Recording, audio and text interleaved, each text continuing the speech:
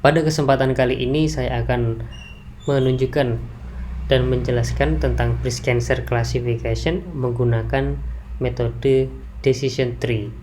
Adapun dataset yang saya lakukan uji coba ini berasal dari UCI Machine Learning yang didapat melalui link ini. Adapun dataset yang telah saya download adalah sebagai berikut.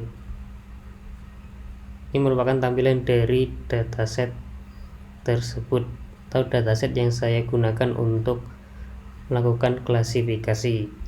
Kemudian langkah selanjutnya adalah saya menelaah data. Di bagian ini saya mengimport library yang diperlukan, kemudian meload dataset, dan ini merupakan tampilan datasetnya, dan melihat ukuran data.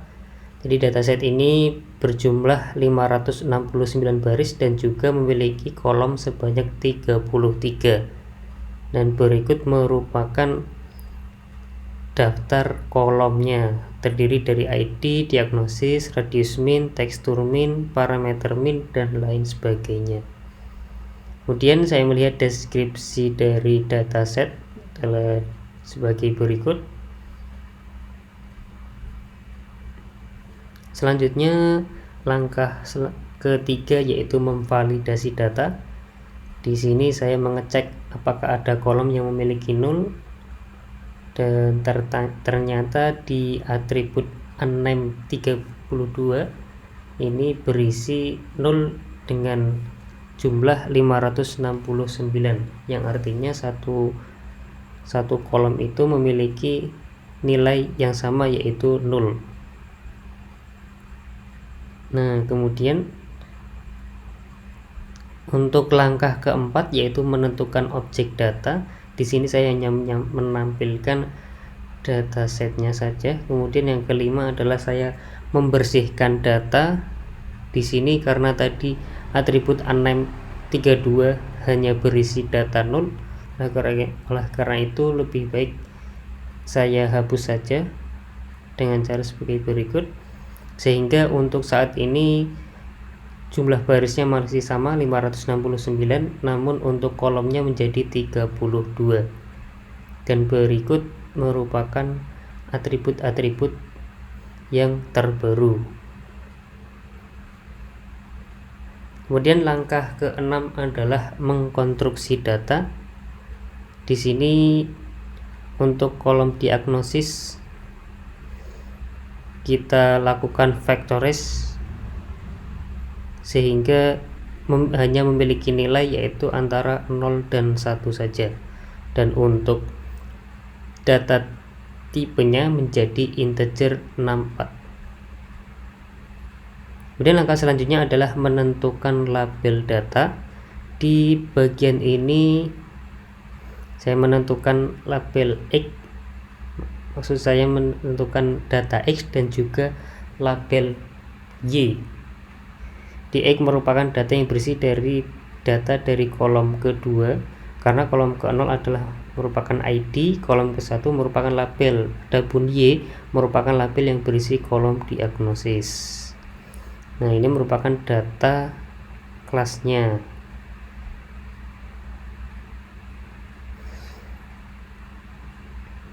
Kemudian langkah selanjutnya adalah saya membangun model.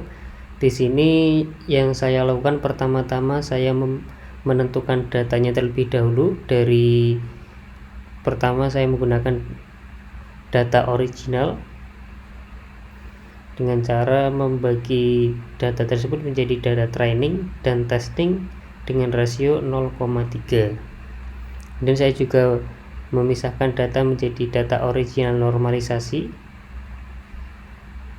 kemudian data original menggunakan PCA,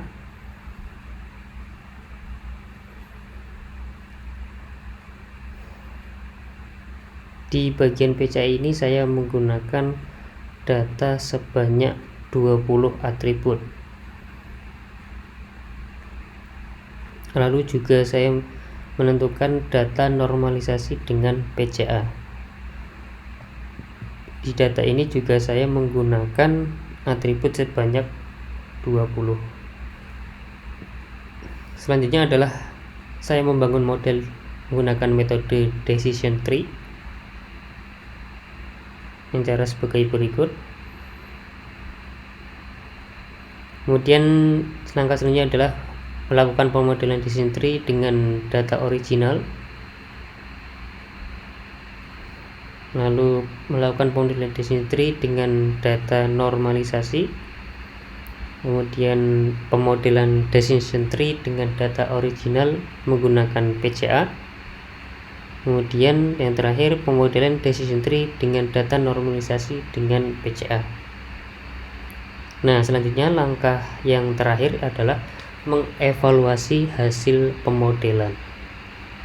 Yang pertama, saya melakukan evaluasi dengan data original. Dengan data original menghasilkan akurasi training baik 0,97 sekian, kemudian akurasi pada testing 0,91 sekian. Kemudian saya melakukan evaluasi dengan data normalisasi.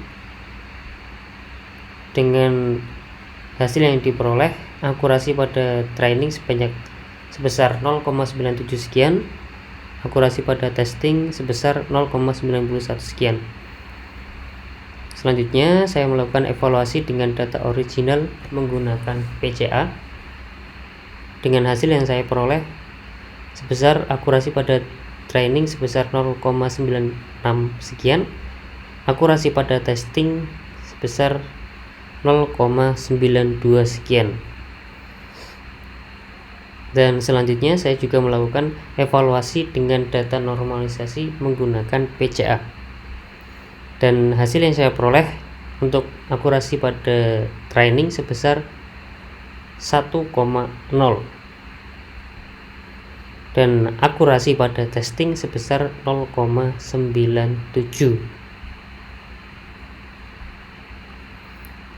Nah, selanjutnya saya melakukan review seluruh model.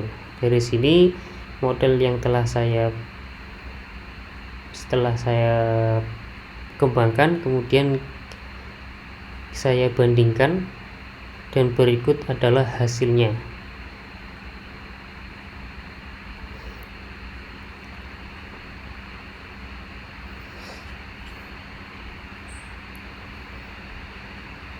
Dari diagram ini bisa terlihat bahwa yang terbaik adalah decision tree untuk training, decision tree data normalisasi menggunakan PCA, dan untuk testingnya adalah sama, decision tree data normalisasi menggunakan PCA.